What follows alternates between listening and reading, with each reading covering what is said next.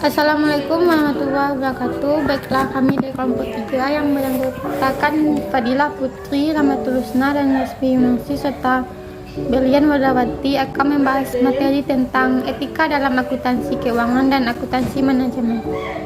Baiklah, yang pertama yaitu etika profesi. Etika profesi merupakan karakteristik suatu profesi yang membedakan suatu profesi dengan profesi lainnya, yang berfungsi untuk mengatur tingkah laku para anggotanya. Tanpa etika, profesi akuntan tidak akan ada karena fungsi akuntan adalah sebagai penyedia informasi untuk proses pembuatan keputusan bisnis oleh para pelaku bisnis. Menurut Magnus Suseno 1985, etika normatif terbagi atas dua, yaitu tolak ukur pertanggungjawaban moral meliputi etika wahyu, etika peraturan, etika situasi, dan etika relativisme. Sedangkan etika normatif menuju kebahagiaan meliputi egoisme, pengembangan diri, dan utilitarisme. Di samping itu, Harjono 2002 membagi jenis etika atas 4 kelompok, yaitu etika normatif, etika peraturan, etika situasi, dan etika relativisme. Yang pertama yaitu tanggung jawab akuntansi keuangan.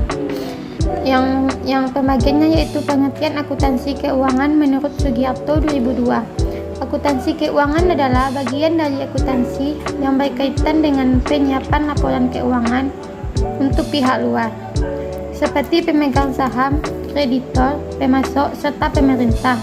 Prinsip utama yang dipakai dalam akuntansi keuangan adalah persamaan akuntansi, aset, liabilitas ditambah ekuitas. Akuntansi keuangan berhubungan dengan masalah pencatatan transaksi untuk suatu perusahaan atau organisasi dan menyusun berbagai laporan berkala dari hasil pencatatan tersebut. Laporan ini yang disusun untuk kepentingan umum dan biasanya digunakan pemilik perusahaan untuk menilai presentasi manajemen atau dipakai manajemen sebagai pertanggungjawaban keuangan terhadap para pemegang saham. Yang kedua yaitu tanggung jawab akuntansi keuangan. Menyusun laporan keuangan dari perusahaan secara integral, membuat laporan keuangan yang sesuai dengan karakteristik kualitatif laporan keuangan. Yang ketiga, akuntansi manajemen, yaitu menyatukan penyatuan bagian manajemen yang mencakup penyajian dan penafsiran informasi yang digunakan untuk perumusan strategi aktivitas, perencanaan dan pengendalian, pembuatan keputusan, optimalisasi penggunaan sumber daya, pengungkapan kepada pemilik dan pihak luar, pengungkapan kepada pekerja, pengamanan aset guna menghasilkan informasi untuk pengguna internal seperti manajer, eksekutif, dan pekerja. Yang keempat yaitu tanggung jawab yang dimiliki oleh seorang akuntan manajemen lebih luas dibandingkan penanggung jawab seorang akuntan keuangan, yaitu perencanaan, penyusunan dan partisipasi dalam pengembangan sistem perencanaan dan penyusunan saran-saran yang diharapkan dan memilih cara-cara yang tepat untuk memonitor arah kemajuan dalam pencapaian sasaran. Yang kelima yaitu pengevaluasian pertimbangan, mempertimbangkan implikasi historikal dan kejadian yang diharapkan serta membantu memilih cara terbaik untuk bertindak. Yang keenam yaitu pengendalian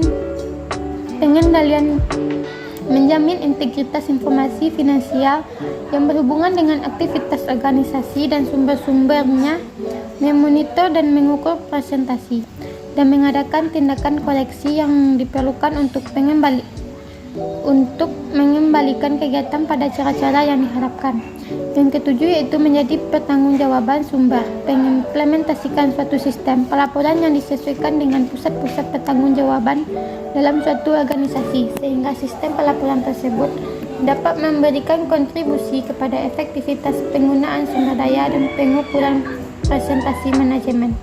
Dan kedelapan yaitu pelaporan eksternal, ikut berpartisipasi dalam proses pengembangan prinsip-prinsip akuntansi yang mendasari pelaporan eksternal. Baiklah, saya Respi Yuningsi Evaluasi akan melanjutkan pembacaan materi dari Rahmatul Husna dengan NIM 1916040106. B. Tanggung jawab akuntansi manajemen. 1. Pengertian akuntansi manajemen atau akuntansi manajerial adalah sistem akuntansi yang berkaitan dengan ketentuan penggunaan informasi akuntansi untuk manajemen atau manajemen dalam suatu organisasi dan untuk memberikan dasar kepada manajemen untuk membuat keputusan bisnis yang akan memungkinkan manajemen akan lebih siap dalam pengelolaan dan melakukan fungsi kontrol.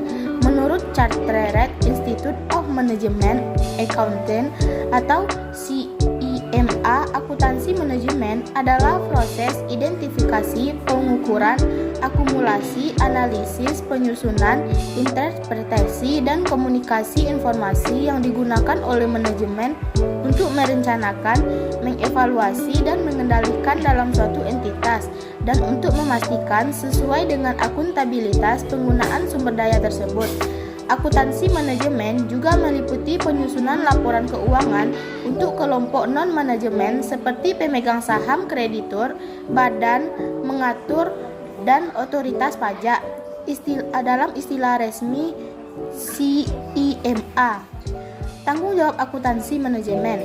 Yang pertama, perencanaan, menyusun dan berpartisipasi dalam pengembangan sistem perencanaan, menyusun sasaran-sasaran yang diharapkan dan memilih cara-cara yang tepat untuk memonitor arah kemajuan dalam pencapaian sasaran. Yang kedua, pengevaluasian, mempertimbangkan implikasi-implikasi historikal dan kejadian-kejadian yang diharapkan serta membantu memilih cara terbaik untuk bertindak. Yang ketiga, pengendalian menjamin integritas informasi finansial yang berhubungan dengan aktivitas organisasi dan sumber-sumbernya, memonitor dan mengakui reputasi dan mengadakan tindakan koreksi yang diperlukan untuk mengembalikan kegiatan cara-cara dengan yang diharapkan. Yang keempat, menjamin pertanggungjawaban sumber, mengimplementasikan suatu sistem pelaporan yang disesuaikan dengan pusat-pusat pertanggungjawaban dalam suatu organisasi. C. Competence, confidentiality, integrity, and objectivity. Ada beberapa standar etika untuk akuntan manajemen, yaitu A. Kompetensi atau kompetensi artinya akuntan harus memelihara pengetahuan dan keahlian yang sepantasnya mengikuti hukum, peraturan dan standar teknis dan membuat laporan yang jelas dan lengkap berdasarkan informasi yang dapat dipercaya dan relevan. Praktis manajemen akuntansi dan manajemen keuangan memiliki tanggung jawab untuk kerahasiaan atau confidentiality, mengharuskan seorang akuntan manajemen untuk tidak mengungkapkan informasi rahasia kecuali ada otorisasi dan hukum yang mengharuskan untuk melakukan hal tersebut. Praktisi manajemen akuntansi dan manajemen keuangan memiliki tanggung jawab untuk mampu menahan diri dari mengungkapkan informasi rahasia yang diperoleh dalam pekerjaan kecuali ada izin dari atasan atau atas dasar kewajiban hukum, menginformasikan kepada bawahan mengenai kerahasiaan informasi yang diperoleh agar dapat menghindari bocornya rahasia perusahaan. Hal ini dilakukan juga untuk menjaga pemeliharaan kerahasiaan, menghindari diri dari mengungkapkan informasi yang diperoleh untuk kepentingan pribadi maupun kelompok secara ilegal melalui pihak ketiga. C. Integritas atau integrity, mengharuskan untuk menghindari konflik of interest, menghindari kegiatan yang dapat menimbulkan prasangka terhadap kemampuan mereka dalam menjunjung etika.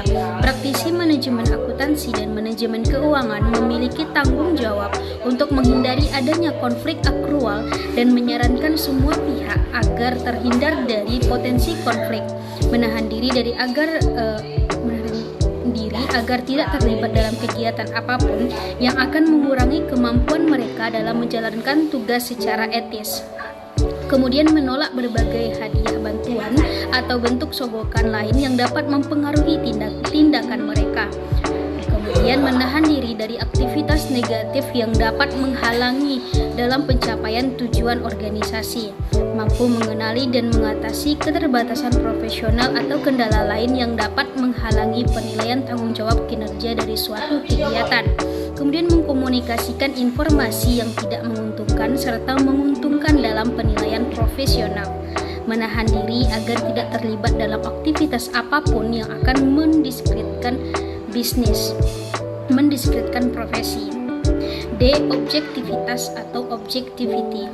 Mengharuskan para akuntan untuk mengkomunikasikan informasi secara wajar dan objektif, mengungkapkan secara penuh semua informasi relevan yang diharapkan, dapat mempengaruhi pemahaman user terhadap pelaporan, komentar, dan rekomendasi yang ditampilkan. Praktisi manajemen akuntansi dan manajemen keuangan memiliki tanggung jawab untuk mengkomunikasikan atau menyebarkan informasi yang cukup dan objektif, mengungkapkan semua informasi relevan yang diharapkan, dapat memberikan pemahaman akan laporan atau rekomendasi yang disampaikan. Baiklah, saya Fadila Putri dengan NIM 19 akan melanjutkan materi selanjutnya, yaitu D. Whistleblowing. Whistleblowing merupakan tindakan yang dilakukan oleh seseorang atau beberapa orang karyawan untuk membocorkan kecurangan, baik yang dilakukan oleh perusahaan atau atasannya kepada pihak lain. Pihak yang dilaporkan ini bisa saja atasan yang lebih tinggi ataupun masyarakat luas. Rahasia perusahaan adalah sesuatu yang konfidensial dan memang harus dirahasiakan, dan pada umumnya tidak menyangkut efek yang merugikan bagi pihak lain, entah itu masyarakat atau perusahaan lain. Whistleblowing menyangkut kecurangan tertentu yang merugikan perusahaan sendiri maupun pihak lain. Apabila dibongkar atau disebarluaskan, merugikan perusahaan, paling minimal merusak nama baik perusahaan tersebut. Whistleblowing dibagi menjadi dua, yaitu yang pertama whistleblowing internal, yaitu kecurangan dilaporkan kepada pemimpin perusahaan tertinggi. Pemimpin yang diberitahu oleh harus bersikap netral dan bijak. Loyalitas moral bukan bertuju pada orang, lembaga, otoritas kedudukan, melainkan pada nilai moral, keadilan, ketulusan, kejujuran, dan dengan demikian bukan karyawan yang harus selalu loyal dan setia kepada pemimpin, melainkan sejauh mana pemimpin atau perusahaan bertindak sesuai moral. 2. Whistleblowing internal, yaitu membocorkan kecurangan perusahaan kepada pihak luar seperti masyarakat, karena kecurangan itu merugikan masyarakat. Motivasi utamanya adalah mencegah kerugian bagi orang. Yang perlu diperhatikan adalah langkah yang tepat sebelum membocorkan kecurangan tersebut ke masyarakat. Untuk membangun iklim bisnis yang baik dan etis memang dibutuhkan perangkat legal yang adil dan baik.